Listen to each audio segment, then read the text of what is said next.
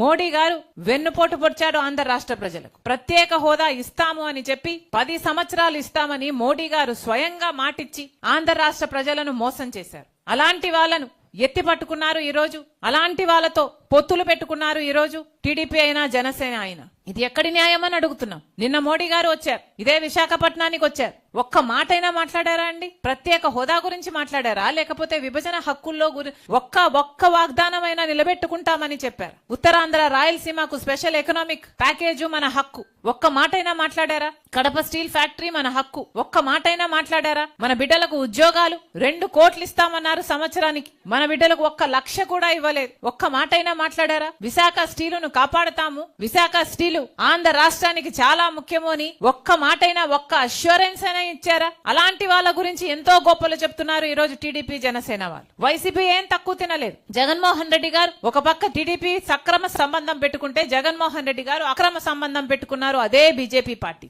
ఈ రోజు జగన్మోహన్ రెడ్డి గారిని ప్రశ్నిస్తున్నాం. మోడీ గారు మన రాష్ట్రానికి వచ్చారు, ఒక్క మాట ప్రత్యేక హోదా గురించి మాట్లాడలేదు, విశాఖ స్టీల్ గురించి ఒక్క మాట అష్యూరెన్స్ ఇచ్చి పోలేదు. మరి ఎందుకు ఊరుకున్నారు అని అడుగుతున్నాం. ఎంతమంది దళితులు మీకు ఓట్లేశారు? మీకు గొప్పగా చెప్పుకుంటున్నారు కదా మీకు పర్సెంటేజ్ వచ్చింది, ఎంత పర్సెంటేజ్ వచ్చింది అని. వాళ్ళలో దళితులు లేరా, ఎస్టీలు లేరా, బీసీలు లేరా? వాళ్ళు ఓట్లేస్తే కదా మీకు ఆ మాత్రమైనా వచ్చింది. మరి ఓట్లు వేపించుకొని కూడా రాజశేఖర రెడ్డి గారి వారసుడయ్యుండి కూడా అదే బీజేపీ పార్టీతో ఎందుకు అక్రమ సంబంధం పెట్టుకున్నారని అడుగుతున్నాం. ఈ రోజు వరకు కూడా అక్రమ సంబంధం కొనసాగుతూనే ఉంది కదా. రాజశేఖర రెడ్డి గారు ప్రతి సందర్భంలోనూ బీజేపీ పార్టీని వ్యతిరేకించిన వారు. ఎందుకంటే బీజేపీ పార్టీ ఒక మతతత్వ పార్టీ కాబట్టి. ఎందుకంటే బీజేపీ పార్టీ మతం పేరుతో, కులం పేరుతో చిచ్చు పెట్టాలి, ఆ మంటలో చలి కాచుకోవాలి. ఇదే బీజేపీ పార్టీకి తెలిసిన రాజకీయం కాబట్టి. బీజేపీ పార్టీ సిద్ధాంతం దేశ సంపదనంతా దోచిపెట్టి అదాని లాంటి వాళ్ళకి పంచిపెట్టారు. అందుకని రాజశేఖర రెడ్డి గారు వ్యతిరేకించారు. బీజేపీ అనుసరిస్తున్న వ్యవహారం ప్రభుత్వ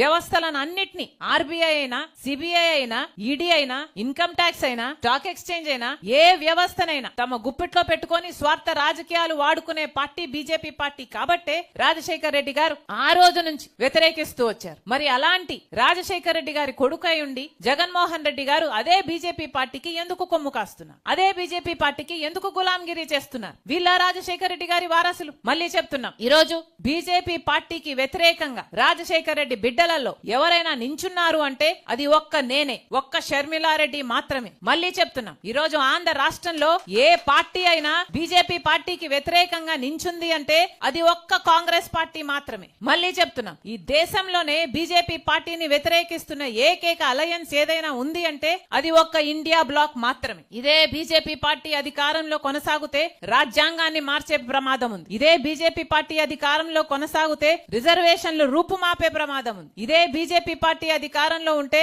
దేశ సంపదను మొత్తం అదాని లాంటి వాళ్లకు దోచిపెట్టే ప్రమాదం ఉంది. మన దేశాన్ని రక్షించుకోవాలంటే ఈ రోజు కాంగ్రెస్ పార్టీ అవసరం. రాజ్యాంగాన్ని రక్షించుకోవాలి అంటే ఈ రోజు కాంగ్రెస్ పార్టీ అవసరం. మహాత్మా గాంధీని, అంబేద్కర్ గారిని గౌరవించే పిలుపు. అందుకే చెప్తున్నాం, మళ్ళీ ఒకసారి డిమాండ్ చేస్తుంది కాంగ్రెస్ పార్టీ. ఇంత ఘోరంగా అంబేద్కర్ గారిని అవమానించిన బీజేపీ అయినా, అమిత్ షా అయినా క్షమాపణలు చెప్పాలి. అమిత్ షా గారు రాజీనామా చేయాలని, రాజీనామా చేయకపోతే మోడీ గారు ఆయన మంత్రివర్గం నుంచి తొలగించాలని డిమాండ్ చేస్తుంది కాంగ్రెస్ పార్టీ.